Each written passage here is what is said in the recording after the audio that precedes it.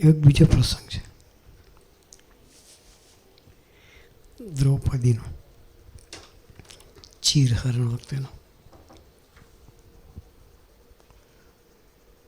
જ્યારે ચીર હરાતા હતા, વસ્ત્ર હરણ થયું,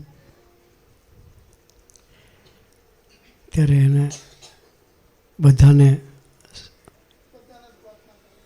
પ્રાર્થના કરી. ભીષ્મ પિતાને પ્રાર્થના કરી, ગુરુ દ્રોણને બધા હતા, બધાને પ્રાર્થના કરી. એના 5 પતિઓને પ્રાર્થના કરી, પણ કોઈ સહાય ન કરી શક્યું. કપડાં ખેંચવાનું ચાલતું હતું જ, છેલ્લે પકડી રાખે, પણ ક્યાં દુશાસનની તાકાત અને ક્યાં અબળા, સ્ત્રી જાતિ અબળા કહેવાય, એની તાકાત. છેલ્લે જ્યારે આબરૂ જોવાની ત્યારે મોઢામાં છેડો નાખ્યો. એ કેટલું રહે દુશાસનની તાકાત આગળ? છેલ્લે કૃષ્ણ યાદ આવ્યા. હે કૃષ્ણ, તું રક્ષા કર. તો ભગવાન પ્રગટી ગયા. મહાભારતમાં જોયું છે, આમાં હાથ કર્યો તો પેલો ખેંચતો જાય ને આ બાજુ વસ્ત્ર પૂરા થઈ જાય.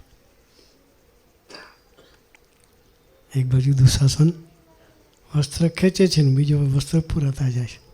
દુશાસન થાકી ગયો, છેલ્લે થાકીને પડી ગયો. આને નિવસ્ત્ર થવા દીધી. ભગવાન રક્ષા તો કરે છે, પણ જીવનો સ્વભાવ કેવા. પછી એક દિવસ ભગવાનને ઉપર ગરમ થઈને કહ્યું, કોણે? દ્રૌપદીજીએ, કે પ્રભુ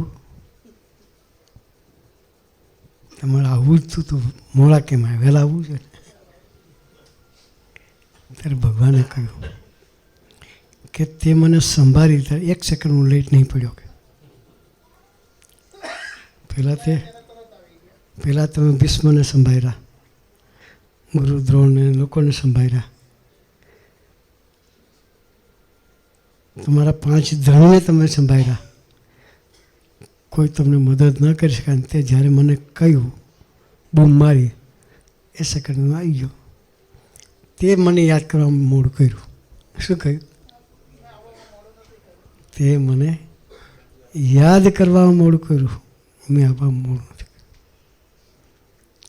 ભગવાન તો આપણો પોકાર સાંભળવા માટે તૈયાર છે, પણ એવો પોકાર થવો જોઈએ.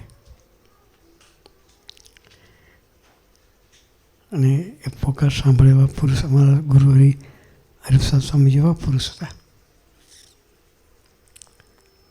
કે પોકાર સાંભળે. એમનો ઉત્સવ 91માં પ્રાગટ્ય મહોત્સવ એ ઉજવવા માટે અમે જઈ રહ્યા છીએ.